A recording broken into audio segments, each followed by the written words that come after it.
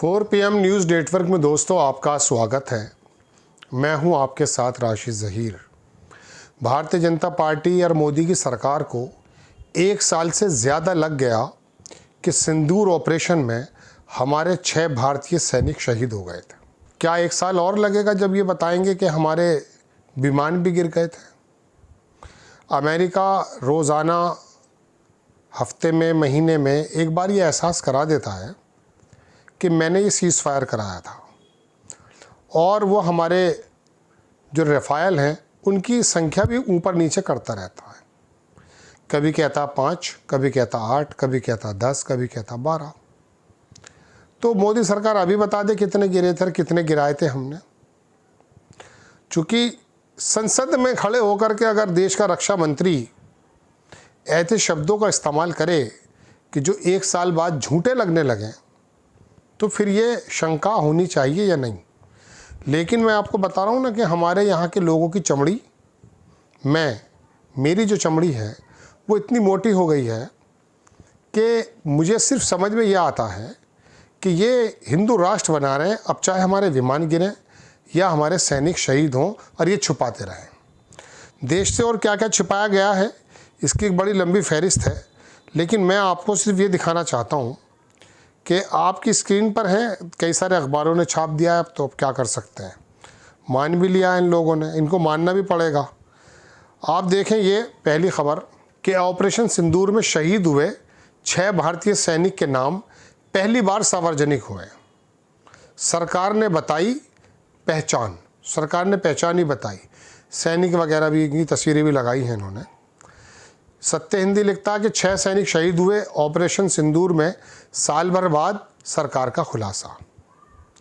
अब स्वीकार किया गया है कि ऑपरेशन सिंदूर में 6 भारतीय सैनिक शहीद हुए।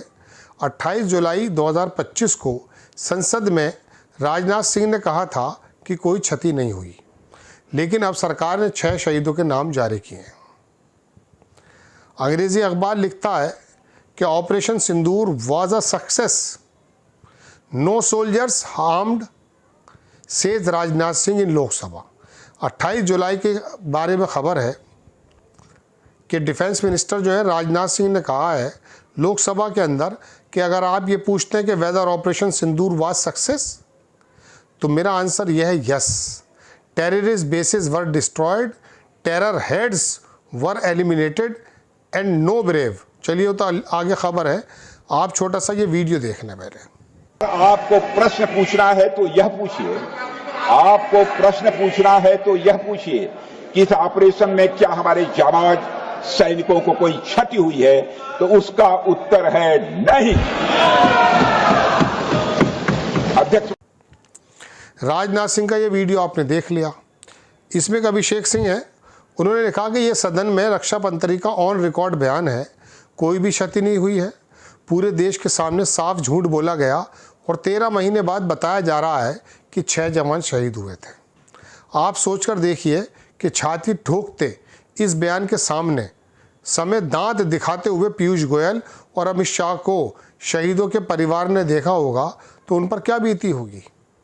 इस वीडियो में जब अमित शाह दांत दिखा रहे थे, ये लिख रहे हैं, तो जिन लोगों के लोग मरे थे वो, उन लोगों पर बीती क्या होगी।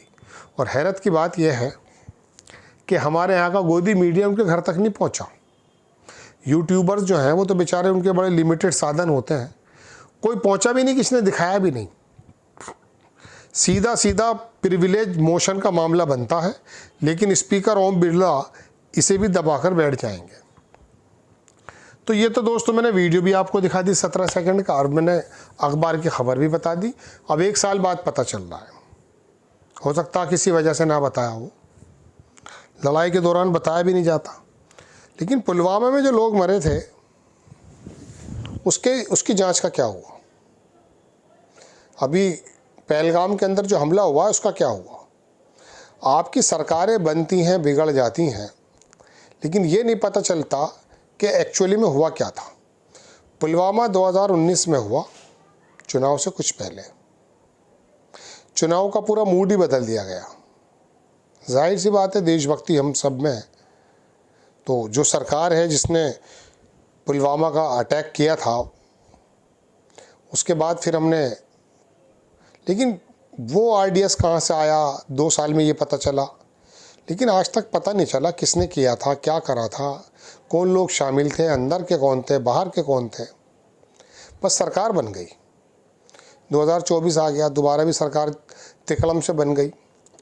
लेकिन अब ये बार बार जो झूठ बोलती हैं सरकारें, मैं आपको बताऊं दोस्तों, चीन के बारे में जो हमारी झड़प हुई थी ज़माने के बाद, उसमें भी सरकार ने सही बात आपके सामने आने नहीं दी। फिर ट्रंप एक नए नए तरह के बम फोड़ता है, राफेल गिरा दिए। राफेल की गिनती बताइए। बाहर की कंपनीज़ और जो इन्वेस्टिगेशन एजेंसीज़ हैं वो बार बार राफेल के बारे में नए नए खुलासे करते हैं, आपने तो नहीं बताया। ये राफेल 136 तय हुए थे, 130 136 या 125 के करीब जब मनमोहन सिंह की सरकार थी। 500 करोड़ रुपए के करीब का ये कुछ ऊपर नीचे हुआ था सौदा, और उसमें ये तय था कि कुछ जहाज़ लेंगे, बाकी टेक्नोलॉजी ट्रांसफ़र होगी हमारे यहाँ। मोदी सरकार आ गई, यही जहाज़ फिर 500 की जगह 1500 करोड़ रुपए का पड़ गया, और 136 की जगह 36 जहाज़ बताए गए। तो उस वक्त मना कर दिया था, ना कोई टेक्नोलॉजी ट्रांसफ़र हुई। अब क्यों ले रहे हो फिर राफेल? दोबारा सौदा हुआ है राफेल का। राफेल ले रहे हो तो बता दो फिर ट्रंप को कि हमारा राफेल कोई गिरा नहीं है, या 1 साल बाद ही बताओगे कि राफेल गिरा हुआ है। अगर नहीं गिरा तो खुलकर बताओ, गिरा है तो खुलकर बताओ। ऐसे सैनिकों की जानों का मसला है। ठीक है, सिंदूर ऑपरेशन के दौरान मत बताते, 2 महीने बाद बता देते। ये लोकसभा में बैठ के जो छाती पीट पीट के झूठ बोल रहे हैं और थपथपा रहे हैं और दांत निकाल रहे हैं अपने, हकीकत में वो परिवार तुम पे थूकता होगा, उन लोगों पर जो झूठ बोलते हैं। मैं आपको बताऊं दोस्तों, जब देशभक्ति की ज्वार में आके हम तुम्हें दोबारा चुन लेते हैं, मैं अपने एज ए नागरिक बात कर रहा हूँ, तो ऐसी हरकतें देख करके हमारा मन भी करता है कि आपका गिरबान पकड़ करके आपसे पूछा जाए कि आप झूठ क्यों बोल रहे थे। आपके लिए वोट और सरकार ही सबसे बड़ा मसला हो गया है। वो बाहर का राष्ट्रपति आके बार बार हमारे मुंह पर कहता है कि हमने 5 दफ़ा 10 दफ़ा 15 दफ़ा पता नहीं कितनी बार कह चुका कि मैंने मुआहदा कराया है पाकिस्तान से, इतने राफेल गिरे। मुझे तो मोदी जी की जो 1 साल बाद मुलाकात हुई थी, इसके बारे में डर लग रहा था कि यहीं बैठ के ना कह दे वो, क्योंकि हर जगह वो अपना छिछोरा किस्म का व्यक्ति है, कहता रहता है। लेकिन चलिए, उससे क्या गिला, हम तो अपने सरकार को चलाने वाले से पूछते हैं कि ये जो सैनिकों की याद आपको आई है, इससे पहले क्यों नहीं आई थी मघवन?